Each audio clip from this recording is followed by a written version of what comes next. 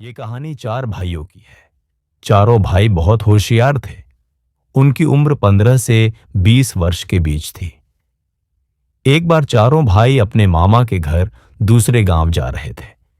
रास्ते में जाते जाते उन्हें ऊंट के पैरों के निशान दिखाई दिए।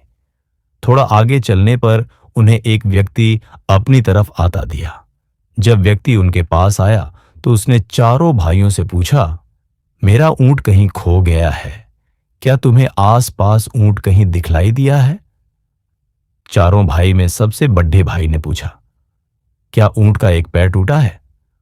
तभी दूसरा भाई बोला, क्या ऊंट की पूंछ कटी हुई है? फिर तीसरा भाई बोला, क्या ऊंट एक आंख से काना है? खोचे की। फिर चौथा भाई बोला, और उसके ऊपर गेहूं रखे हुए हैं। बच्चों की बात सुनकर ऊंट के मालिक को लगा कि अवश्य ही इन बच्चों ने उसके ऊंट को देखा है। उसने झट से बच्चों से पूछा, बच्चों बतलाओ मेरा ऊंट कहां है? तभी चारों ने उत्तर दिया, हमने ऊंट नहीं देखा। बच्चों की बात सुनकर ऊंट का मालिक बोला, अगर तुमने ऊंट नहीं देखा है तो तुम्हें कैसे मालूम कि ऊंट लंगड़ा, काना, पूंछ कटी हुई है और उसके ऊपर अनाज रखा हुआ है? फिर भी चारों भाई यही बोलते रहे कि हमने तुम्हारा ऊंट नहीं देखा। ऊंट के मालिक को चारों भाइयों पर शक हुआ कि इन्हीं ने ऊंट चुराया है। ऊंट का मालिक चारों भाइयों की शिकायत लेकर राजा के पास पहुंचा और राजा से शिकायत करते हुए बोला, महाराज, मेरा ऊंट कहीं गुम गया है और इन चारों भाइयों ने मेरे ऊंट का हुलिया बतलाया है, किंतु कहते हैं कि हमने तुम्हारा ऊंट नहीं देखा।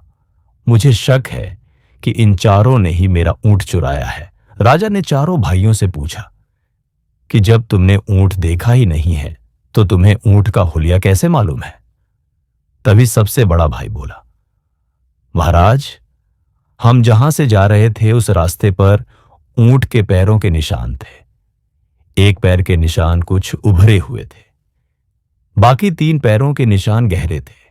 इसका मतलब है कि ऊंट का एक पैर टूटा हुआ था, जिसके कारण उसके उभरे हुए निशान बन रहे थे। दूसरे भाई ने कहा, महाराज, ऊंट की पूंछ कटी हुई होने का संदेह हमें इसलिए हुआ क्योंकि जहां ऊंट के पैरों के निशान थे वहां ऊंट का गोबर बिखरा हुआ नहीं था। इसका मतलब साफ था कि ऊंट की पूंछ कटी हुई है। इसी कारण गोबर पूंछ से नहीं टकराया और सीधा जमीन पर गिरा। फिर राजा ने तीसरे भाई से पूछा तो उसने कहा, महाराज, ऊंट जहां से जा रहा था वहां एक तरफ की घास तो ऊंट ने खाई थी, जिसके कारण वहां घास नहीं थी, और जिस तरफ ऊंट की आंख खराब थी वहां उसे दिखाई नहीं दे रहा होगा, इसीलिए उस तरफ ऊंट ने घास नहीं खाई थी और वहां की घास हरी थी, इसीलिए हमने अंदाज लगाया कि ऊंट काना है। फिर चौथा भाई बोला, महाराज, जिस रास्ते से ऊंट जा रहा था उस रास्ते पर गेहूं के दाने बिखरे हुए थे, इसलिए मैंने कहा कि ऊंट के ऊपर अनाज रखा हुआ है, किंतु हमने इनका ऊंट नहीं देखा था।